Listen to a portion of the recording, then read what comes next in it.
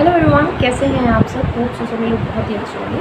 तो इस वीडियो में हम जानने वाले हैं आपके मेडिवल एंड मॉडर्न हिस्ट्री का जो पेपर 1 होता है, यानी कि कल्चर का आपका जो पेपर होता है, उसके लिए कुछ आपके इंपॉर्टेंट टॉपिक्स जिनको मैं ऑलरेडी टेलीग्राम चैनल पे आपको एक टेक्स्ट के फॉर्म में दिखा चुकी हूँ कि कौन कौन से टॉपिक्स हैं जो आपको इम्पॉर्टेंट है। अब इस वीडियो के थ्रू आपको बता देती हूँ कुछ 10 से 15 टॉपिक जो आपको पढ़ के जाने ही हैं, एंड इन्हीं में से मोस्टली आपका पेपर जो है आपका आएगा। मोस्टली क्वेश्चन आपको यहाँ से देखने के लिए मिल जाएंगे। तो चलिए बिना देरी के स्टार्ट करते हैं। एंड यूनिट 1 से अगर देखें तो यूनिट 1 में आपका जो है पहला क्वेश्चन आपको होगा हड़प्पन सिविलाइजेशन से, यानी वो होगा नहीं, हो सकता है आपका, लेकिन ये बहुत ज़्यादा इंपॉर्टेंट टॉपिक है तो इनको आपको छोड़ के एकदम नहीं जाना है। तो पहला जो टॉपिक आपको प्रिपेयर करना है बहुत अच्छे से, जो है आपका हड़प्पन सिविलाइजेशन, यानी कि जो इंडस वैली सिविलाइजेशन है उसके मेन फीचर्स पूछे जाते हैं। ठीक है, क्वेश्चन आप देख लेंगे अनसॉल्व से तो आपको पता लग जाएगा कि हड़प्पन सिविलाइजेशन से सिर्फ एक क्वेश्चन पूछता है, जैसे कि what are the main features of Indus Valley civilization, and उसकी टाउन प्लानिंग को फोकस करके कभी कभी पूछ लेता है, स्पेसिफिकली टाउन प्लानिंग के बारे में पूछता है। ठीक है, तो पहला क्वेश्चन आपका यहाँ से बन सकता है। दूसरा जो क्वेश्चन है आपका फर्स्ट यूनिट से अगर हम देखें तो वो आपका काफ़ी इंपॉर्टेंट है, वैदिक एज से आपका दूसरा क्वेश्चन बन सकता है।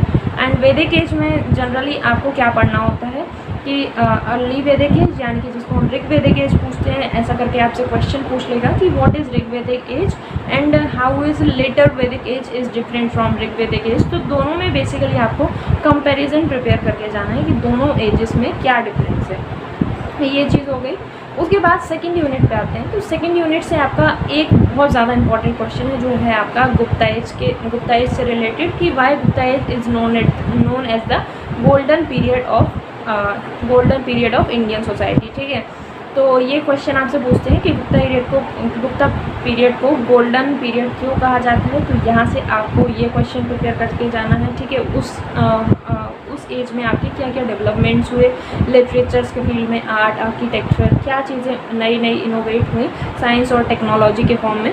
तो ये सारी चीज़ें आपको वहाँ लिख के आनी है। दूसरा जो यहाँ से आपको क्वेश्चन बनता है कि आपको कल्चर ऑफ मौर्यन एज से रिलेटेड आपको बन जाएगा कि describe the culture of Mauryan age या डिस्क्राइब द मौर्यन कल्चर। तो ऐसा करके आपसे क्वेश्चन आ सकता है सेकंड यूनिट से। तो आपको ये दोनों टॉपिक हैं जो बहुत अच्छे से प्रिपेयर करने हैं। एंड अगर आपके पास टाइम है फिर तो आपको 2 टॉपिक और आप प्रिपेयर कर सकते हैं जो आपसे पूछे जाते हैं, जैसे कि पल्लवास से एंड पल्लवा डायनेस्टी से। और दूसरा जो क्वेश्चन पूछा जाता है वो आता है कि आपको what are the main features of संगम।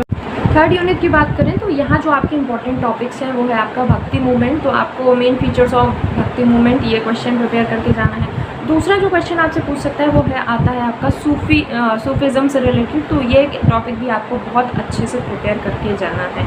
ठीक, ये दोनों चीज़ें होंगी। उसके बाद कभी कभी पूछ लेता है what are the main features of Buddhism and Jainism. ठीक है, इनको अलग अलग करके कभी कभी इनका डिफरेंस भी पूछ लेता है। And what is the impact of Buddhism and Jainism on Indian society. तो इस तरीके से आपका क्वेश्चन पूछा जा सकता है। तो ये बुद्धिज़्म थर्ड यूनिट से आपको भक्ति movement, Sufi movement, Buddhism and Jainism, ये 4 टॉपिक अगर आपके प्रिपेयर हैं तो आपका थर्ड यूनिट से आपका क्वेश्चन कहीं और बाहर नहीं जाने वाला है। तो ये हो गई आपकी थर्ड यूनिट वाले। फोर्थ यूनिट देखें तो ये है आपके मुगल से रिलेटेड। तो यहाँ आपसे क्या क्या पूछ सकता है, कभी कभी पूछता है what are the main features of Mughal architecture and contribution of Akbar.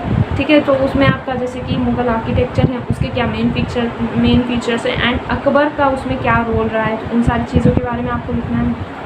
दूसरा क्वेश्चन बन सकता है आपका मुगल पेंटिंग्स के बारे में कि what are the main features of Mughal paintings. तो आपके जितने भी रूलर रहे हों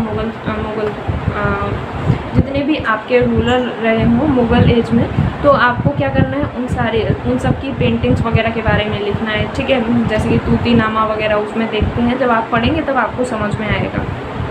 उसके बाद तीसरा जो क्वेश्चन है वो है आपका position of women in medieval India.